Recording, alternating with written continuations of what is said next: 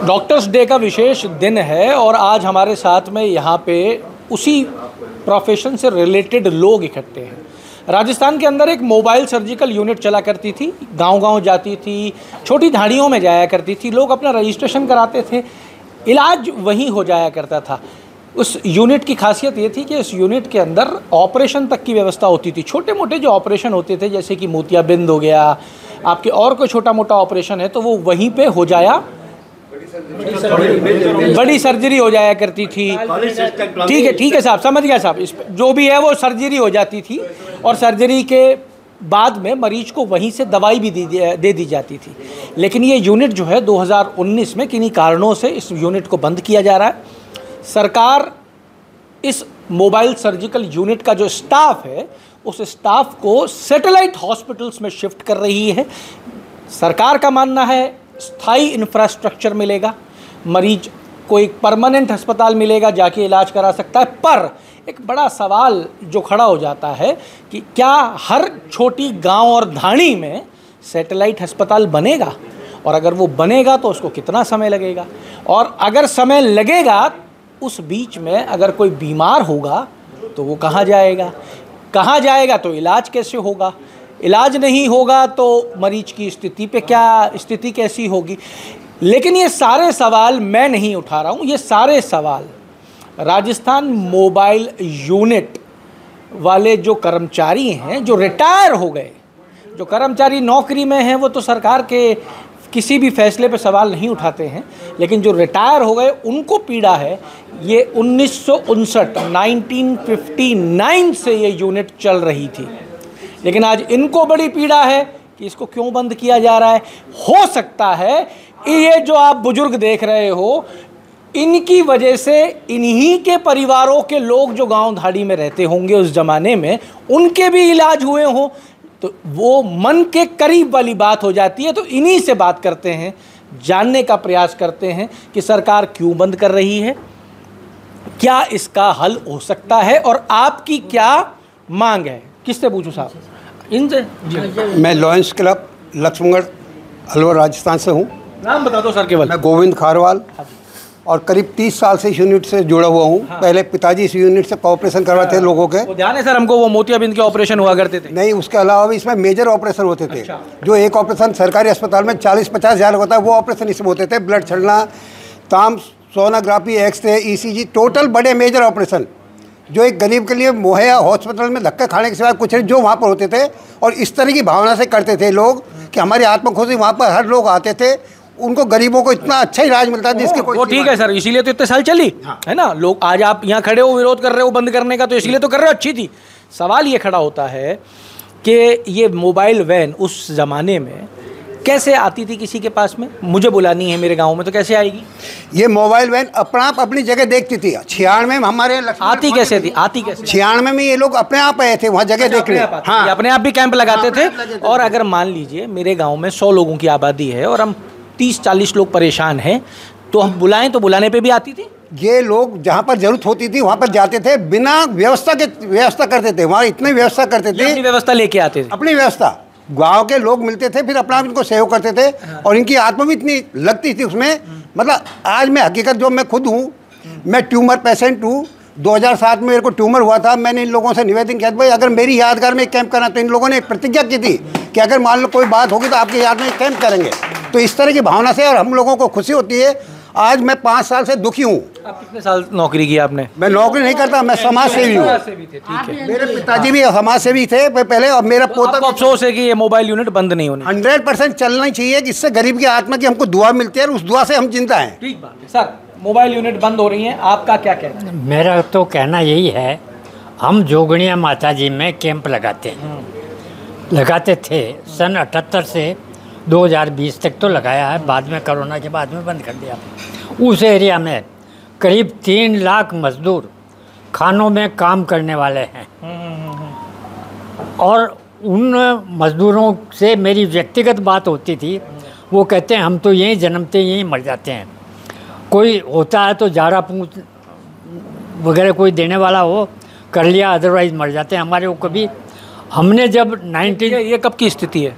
ये 1978 से हमने जब चालू किया। जो उस टाइम की स्थिति थी। आज की स्थिति क्या है बाबू जी?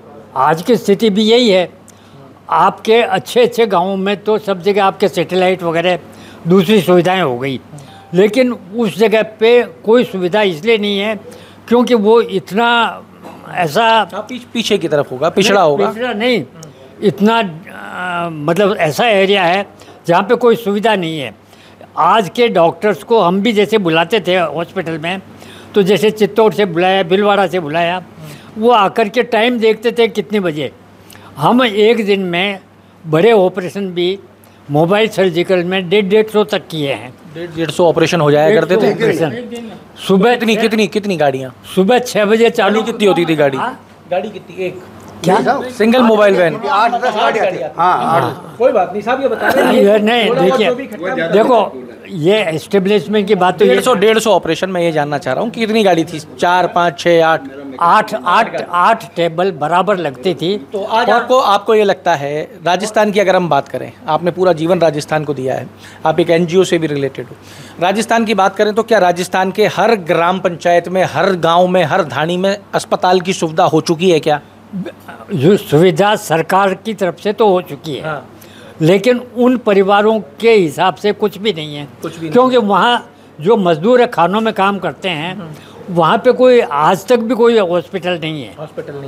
और आसपास में 20-20 किलोमीटर तक वहाँ कुछ भी नहीं है। तो ये इन मोबाइल वैनों से फ़ायदा होता था उन लोगों को? 100% फ़ायदा होता था। 100% फ़ायदा। और हमारा जहाँ तक प्रश्न है, हमारा ट्रस्ट उनको सब तरफ से उनको खाना पीना सब मुफ्त, उनके परिवार वालों को और जितने भी उनके साथ आए सबको फ्री सुविधाएं हम देते रहे। अब आप सरकार से क्या कहना चाहोगे? सरकार से ये कहना चाहते हैं कि अगर उनको सही मायने में सेवा करनी है तो ऐसे व्यक्ति को और ऐसे व्यक्तियों को रखो जिनको प्राइवेट प्रैक्टिस की कोई चाह नहीं है। और मोबाइल सर्किल में काम करने वाले जितने भी हैं उनको प्राइवेट प्रैक्टिस बिल्कुल नहीं होती है और न संभावना है, वही काम कर सकते हैं। तो ये जो समस्या खड़ी हुई है मोबाइल सर्जिकल यूनिट के सामने, वो कहीं इसलिए तो नहीं हुई कि डॉक्टर्स ने कोई नीति बदलवा दी हो? डॉक्टर्स आजकल क्या है, AC में और बहुत अच्छी तरह उनको सुविधाएं मिलने लग गई। वो सुविधा के हिसाब से कस्टम मिलनी तो चाहिए साहब, थोड़ी बहुत सुविधा सबको ही मिलनी चाहिए। आप हमको भी मिलती है, उनको भी मिलनी चाहिए। हमारे जोगनिया माता जी में उनको हमने बोतल में पानी लेकर के लेटरिन जाते हुए देखा है, अब रस्सियों से पानी खींच करके स्नान करते हुए देखा है। तो हम तो ऐसे स्थान में जहाँ पे कोई सुविधाएं नहीं है वहाँ पे हम काम करवाते थे। कोई बात नहीं, तो वो तो जाएंगे, काम करेंगे, लौट के आ जाएंगे। ऐसे डॉक्टर रेजिडेंट तो काम करते ही है ना? कोई नहीं करता है। अच्छा, मैंने सबको देखा है और बहुत अच्छी तरह से देखा है। मैं 1978 से आज तक, और वैसे देखा जाए तो 1960 से आज तक मैं इस प्रोफेशन से जुड़ा हुआ हूँ। चलिए साहब, कोई बात नहीं। आप में से कर्मचारी कौन है सेवानिवृत्त? हाँ बताओ। सेवानिवृत्त है हम तब। हाँ तो वही कह रहा हूँ साहब, मेरे से पहले हमारे तो कर्मचारी थे ना? मेरे से पहले हमारे पक्के सभी रिटायरमेंट कर्मचारी। आप मुझे केवल ये बताओ कि समस्या क्या है? समस्या यही है कि साहब डॉक्टर काम नहीं करना चाह रहे। सर, मोबाइल यूनिट आपने कहा कि राजस्थान में, जयपुर में बचाओ, बंद करने जा रही है सरकार या बंद कर दी है? बंद कर रही है तो गलत कर रही है ना। बंद कर दिया है या करने जा रही है? चालू है, बजट आया है इसका। डॉक्टर है लेकिन डॉक्टर सैटेलाइट में कर दिया है। सैटेलाइट वाले आप ये पूछो ना साल भर में क्या काम किया। एक ऑपरेशन अगर सैटेलाइट हॉस्पिटल वाले बता दे हमने किया है तो आप खोज जैसे हम करने को तैयार हैं सब। एक ऑपरेशन आज तक नहीं किया। सरकार का इतना लंबा बजट वो ख़त्म कर रहे हैं सैटेलाइट वाला जो बनाया मोबाइल का, और मोबाइल को बंद करने के बाद भी वो डॉक्टर कहते हैं बंद कर दी, उसके बाद भी 250-250, 300 ऑपरेशन कर रहे हैं।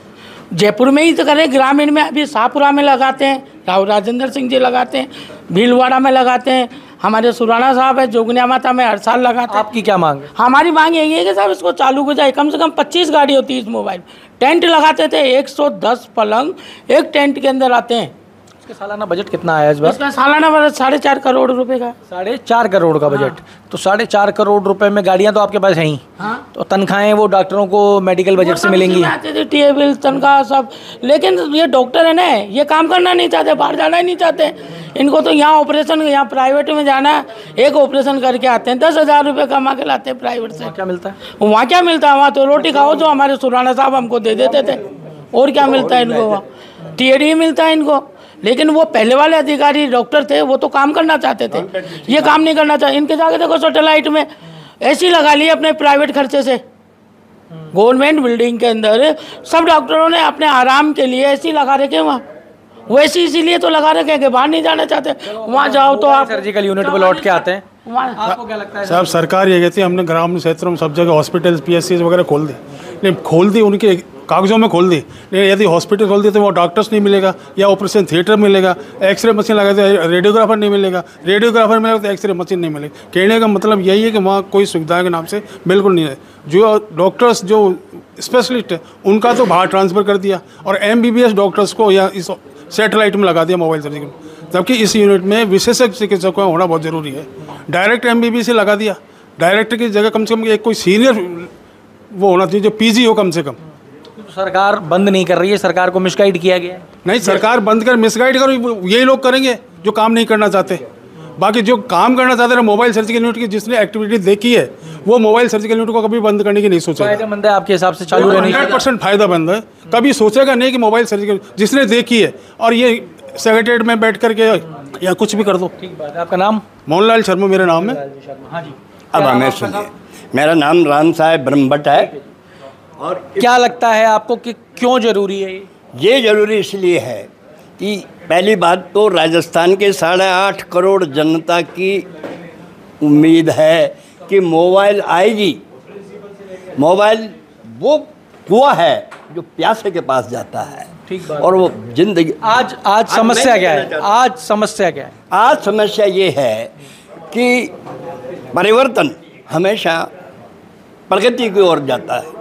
परिवर्तन जब हमने इसको क्लाइमेक्स पे पहुंचाया तो इसको डाउन करने वाले भी पैदा हो गए, और अब डाउन करने वाले पैदा हो गए तो हम उनको जड़िए। समस्या क्या है बाबूजी? लोग समझ नहीं पाएंगे, हमको आपको देखने वाले समझ नहीं पाएंगे। समझ ये पाओगे तो 3 चीज़ है इसमें, आप ये नोट कर लीजिए कि 8.5 करोड़ जनता के लिए तो ये अभय वरदान है। निःशुल्क चिकित्सा फ्री और जय जयकार करते हुए घरों पे जाते हैं। दूसरी, इस यूनिट की इम्पोर्टेंस ये है कि ये नेशन राज्य के लिए समस्या क्या है वो सब जानते हैं, आप तो समस्या बताओ। अब समस्या यही है कि इसमें बेहतरीन, राजस्थान में सर्जनों की कमी नहीं है, सर्जनों की कमी नहीं है। सिलेक्शन हो और सर्जन्स की ही भरमार हो, इसमें मेडिकल का कोई लेना देना नहीं। तो अभी फिलहाल सरकार जो स्थिति, सरकार ने 4.5 करोड़ का बजट दिया है। बजट पूरा ये मोबाइल वैन जो आपकी सर्जिकल वाली हैं, ये कितनी कहाँ जा पा रही हैं और क्या कर पा रही हैं वो बताइए। हमारी क्या वैन नहीं आती, हम कर गया भाई साहब, वो आप इंफ्रास्ट्रक्चर छोड़ो उसको। हमारे कम से कम 24 गाड़ियों थी। अब की स्थिति क्या है, कितनी चल रही है? कितनी? 2-3 गाड़ियों।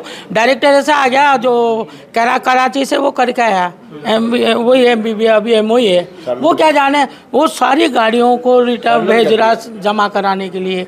सब गाड़ियों को जमा करा, वो चारा मोबाइल टूटे गाड़ियों को जब जमा करा, एक्सरा वाहन जमा करा दी, सोनोग्राफी जमा करा दी, डेंटल वाहन जमा और गाड़ियों भी जमा कराने में लग रहा है। वो ये चारा भाई, मैं जब आदमी पैर पर खड़ा नहीं होगा, पैर तोड़ दिए जाएंगे तो वो खड़ा कहाँ से होगा? तो वो मोबाइल जमा कहाँ करानी है गाड़ी? राजस्थान मोटर गैरेज में। तो मोटर गैरेज मांग रही है क्या गाड़ी? वो 15 की मांगी थी, जो 15 साल से चल रही है। हाँ, लेकिन उन्होंने 15 साल इस यूनिट को तोड़ना चाह रहे हैं ना, तो उन्होंने वो तो सारी जमा करा दो। बोला ये चल रहे, ऐसा कर दो कि प्रशासन को अपन ये दिखा सके साहब मेरे पास कोई साधन ही नहीं है, मैं कैंप कैसे लगाऊं?